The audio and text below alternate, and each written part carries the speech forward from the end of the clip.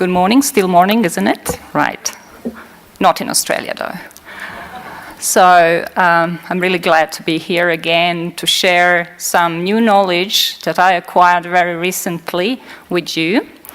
As you see here, I'm actually also affiliated with the University of Hong Kong, where I have conducted most of my research on the built environment and physical activity in different age groups.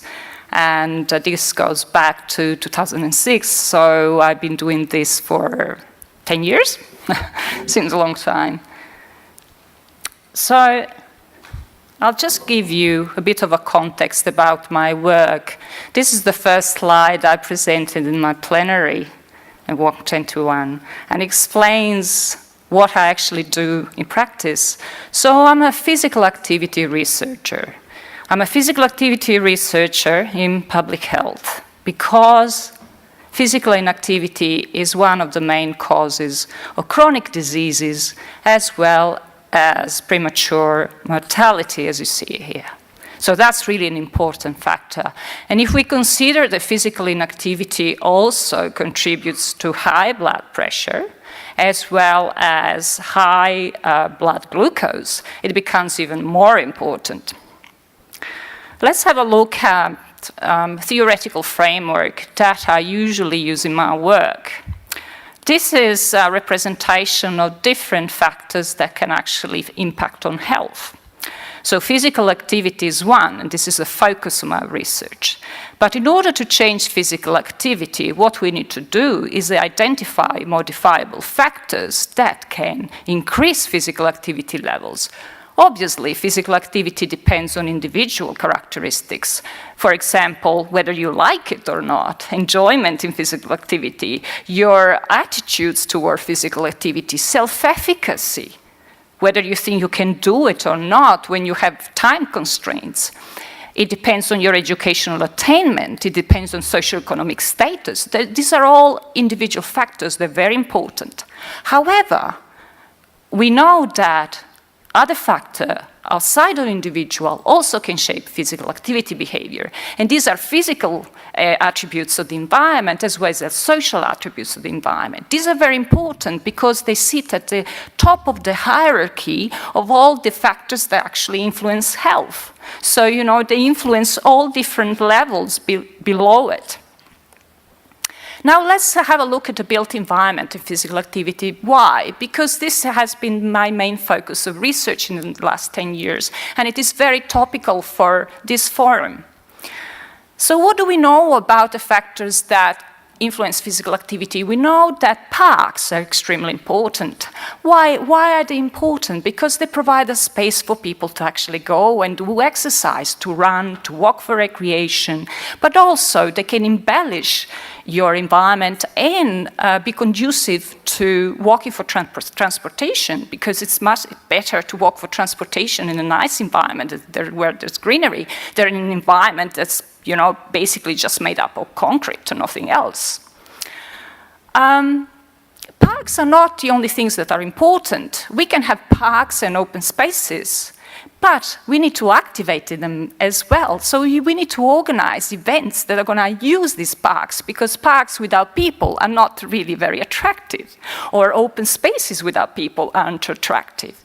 So we need to promote events in public open spaces in order to activate it and improve physical activity. We know, and we heard a lot about this in the last 3 days, that mixed use, so residential areas that have mixed use, they have different type of destinations in there, and also a presence of greenery can enhance the opportunity to be active and walk for transportation, to go from home to different places, to run your errands, to go to the bank, or go, you know, to food outlets, etc. So these are really very important.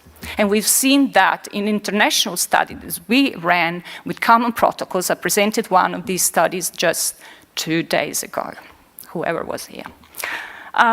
What about safety?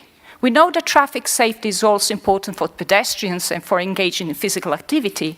Low traffic speed and volume are very important because they are associated with lower air pollution, for example, lower noise, and also lower risk of getting injured by cars and vehicles.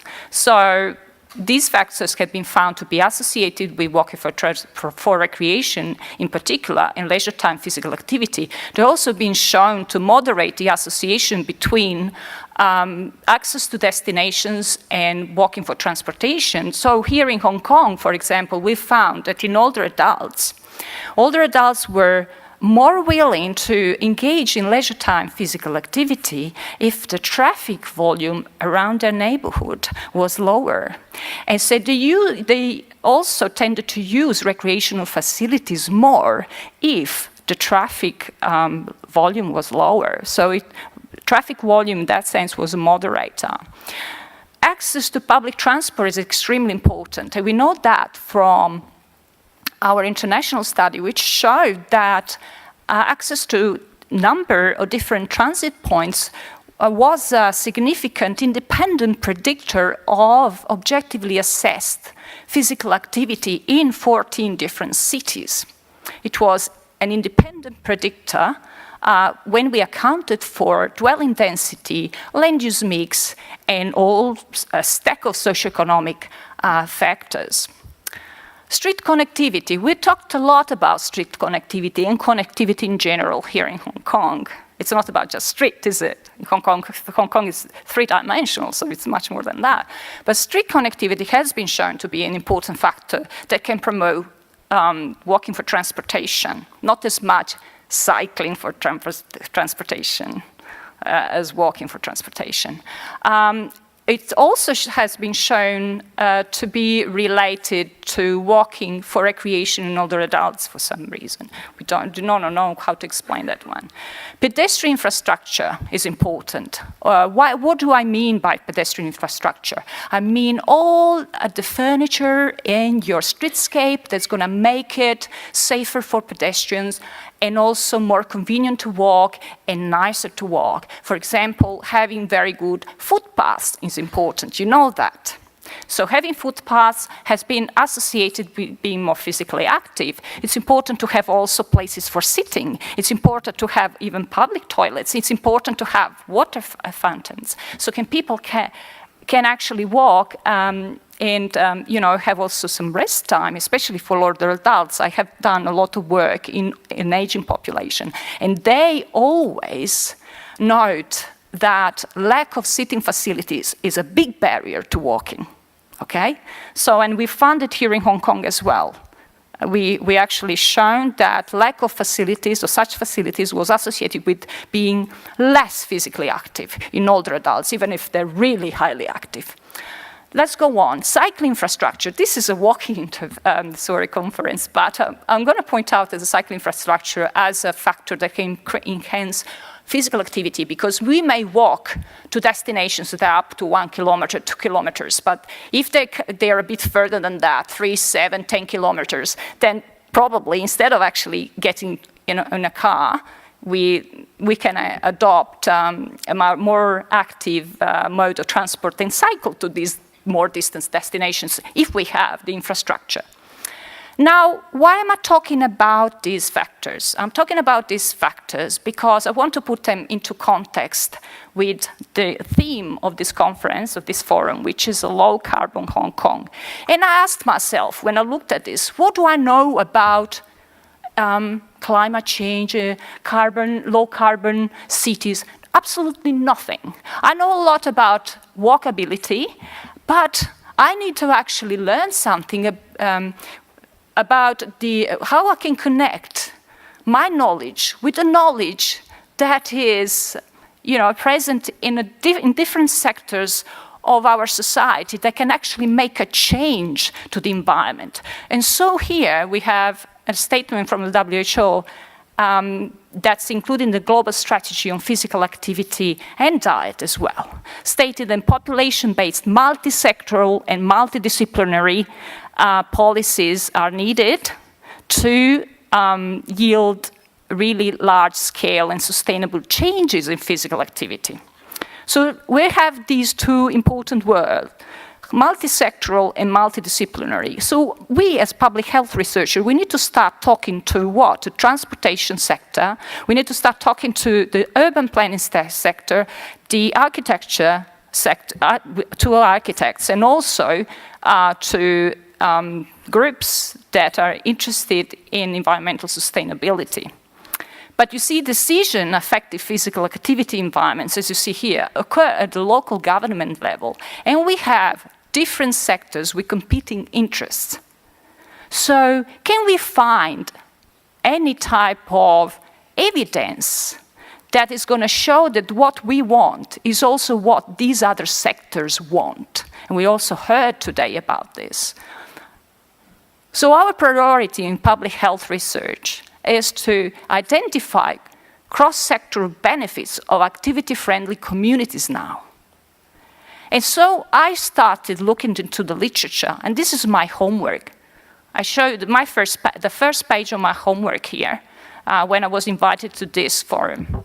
And I found in the literature that what I want in terms of environmental changes can also address these issues: environmental sustainability, reduction in carbon dioxide emission, in reduction in pollutants, in helping stormwater retention, and also helping biodiversity. I can also address some economic issues, and these are listed here. I'm not going to go through each one of them. Now, the next step for me was to actually show you what I found by reading the literature, and this took me probably 10 days of work, not full-time though, right? So here we go. I found this quite interesting summary of the literature on co-benefits of designing communities for active living that was led by Jim Salis from University of California, San Diego. It was published in our journal, so I'm publicizing our journal, International Journal of Behavioral Nutrition and Physical Activity, okay? So if you're interested in the details. So what this paper showed is that the presence of proximity of parks had really very positive and strong benefits for physical health, not only physical activity. Well, we know that physical activity is associated with health, but in particular for physical health, mental health, and also social health. So socializing, creating more cohesive community, increasing trust among neighbors, etc. So we had evidence on this. We also have, at the same time, evidence that it has an effect on environmental sustainability. We don't have much evidence on the economic benefits. We do know that physical activity programs in parks and open spaces can have a positive effect on mental health and social health. What mental health? Well, on depression, on anxiety, on stress levels. This also applies to environmental sustainability. Trails, again, show also a positive effect of economic nature. And I'm just going to show you a few examples here. I actually put here references to these statements that you can refer to, go back in the literature. They're all available online, or some of them are available through universities, or you can just email me and I can send them to you. So we can see the presence or proximity of parks obviously results in a lower surface temperature in green spaces, and you know that. I mean, whoever's done environmental sustainability knows that. There's reduction in rainwater runoff, there's an increase in air quality. And then we also have an increase in biodiversity by putting parks in our urban areas. Physical activity program in parks or open spaces, they can also reduce pollution if you close these spaces to cars, right? And in that sense, that can also have an impact on reducing pollution, at least for a certain amount of time, and carbon emission. Trails, this is an interesting one which I didn't expect. Trails, having trails close to your home can increase the value of your home. So this has economic benefits, right? Let's see. Another example, let's have a look at mixed use and greenery, street connectivity, pedestrian infrastructure. Do they have any impact on health, social benefits? Do they have any impact on environmental sustainability, economic benefits? Well, you see, yes.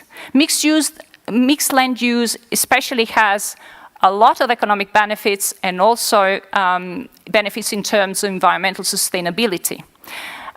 When it comes to health, it has positive benefits for physical health, not much for mental health. And we can see that there's the social component here is emphasized. What does it mean?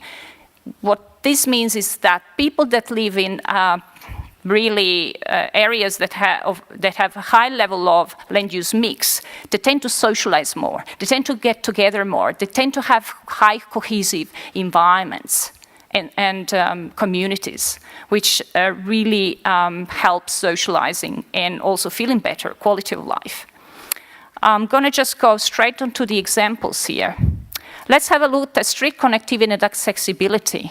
What the literature shows is that improvements to the public realm in terms of pedestrianization and inclusion of improvement of accessibility can increase by 17% the retail rents.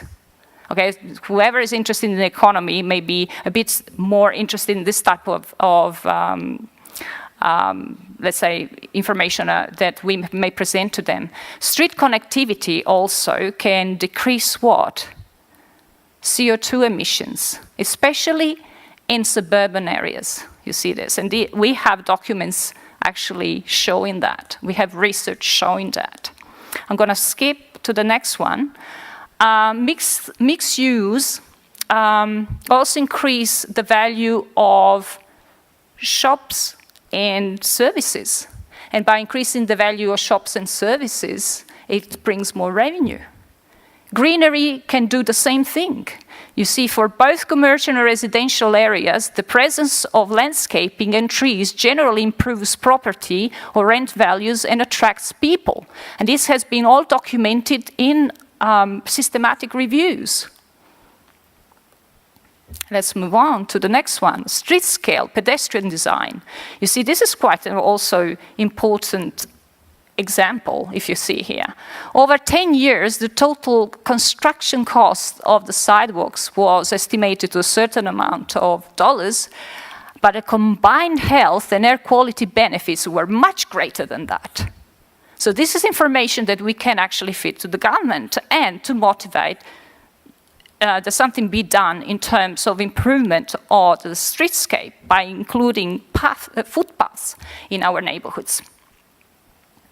Let's move on to the next one. So what about low traffic speed, volume, access to public transport and cycling infrastructure? We have quite a bit of evidence that they have economic benefits and also environmental sustainability benefits. In terms of health, we don't have actually much information, not much research has been done on these issues, except for traffic speed, volume, and traffic exposure. So there's some work to be done here by us in the future. And these are some of the examples, again, that show you that reducing traffic speed and volume has environmental implications, but also economic implications.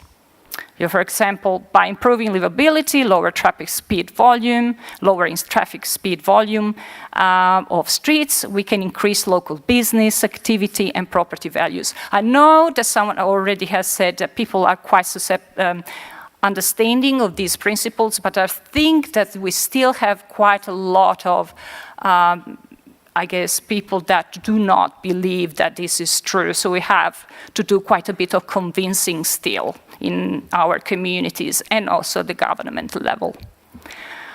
I'm going to skip this one. If you want to take a photo of the references that are actually provided to you, so you can actually go back to these.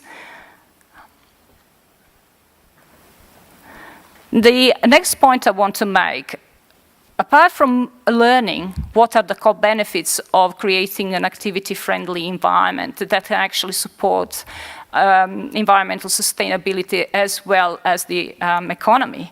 We need to know how to communicate these messages to the public. And one important thing to do is really gather good data and present it in a way that's easy to absorb in a very, very short time, because a lot of the policymakers we're dealing with don't have the time to listen to us. And so if you put on a message, these are messages, that, examples that I found in Australia, and you can see how, for example, proponents of active transportation and less car use can present the data in a very effective way. Another example here that's targeting both environmental sustainability, transportation sector, and the general public, showing you the absurdity of our behavior. In Australia, 30% of all car trips are less than 1 kilometer distance. So that's really absurd. You can walk in 15 minutes to your destination, and you use your car. It's quite inconvenient as well, but people don't realize that. So putting these figures up there and showing them around and trying to change people's mind and the way they think, their attitude, and also perception is really important. Here is one example that strikes the economy side of the story. So if you see that by walking, you do not make a big contribution to the cost in society, but by driving, you can actually increase the cost in your society by quite a lot. So if you drive and it costs you $1 to drive, society pays $9. That's quite substantial. If you walk and it costs you $1 to walk, society pays $0.1. That's a substantial difference. And here's another example showing how we can send these messages to the general public to convince them that's actually good to engage in active transport, in this case cycling, as opposed to driving. So what are the next steps for us? I'm going to go back to what I talked about in my previous plenary talk, and I mentioned a meeting that we had at the WHO just over a month ago to discuss what we can do to improve physical activity at the population level. So what we actually concluded during the meeting is that we need to collaborate with other sectors, including environmental sustainability groups. And so, and disseminate the message that's saying that the promotion of physical activity supported developments can also reduce energy consumption, greenhouse gas emissions, air pollution. But at the same time, we can what? We can achieve health benefits. We can achieve also economic benefits, as we've shown in the previous examples. So what we can do, what can we do to actually achieve this? First of all, as I said, all decisions are made at the local government level. Every single one of us needs to identify relevant sectors and government departments in our own country, in our own region. Who's responsible for this? And I know it's not easy sometimes. It's actually quite difficult, but this is crucial. And the other thing we can do is educate people. So we need to have, even at university level, cross-sectoral interdisciplinary education. I need to learn about transportation. I need to learn about what's important to you, to urban planners, to transportation experts. They need to learn what's important to me, because at the end of the day, everything we do is for human beings, is for human well-being. And if humans are not in the picture, we're missing the point. So architects, urban planners need to know something about human behaviors and health. Put health in their agenda. And that can then lead to what? The formulation of joint coordinated policies. Policies should not be in a silo. They should be cross, departmental. So we actually put in policies that address a problem that is multidisciplinary, multifaceted. And that's what we concluded at our meeting in the WHO. We are working on documents that are going to try and help member states to put this into practice. What I mean by that is we're going to pass on information to the departments of health of different countries to see what can be done to put this into practice. And that's it. Thank you.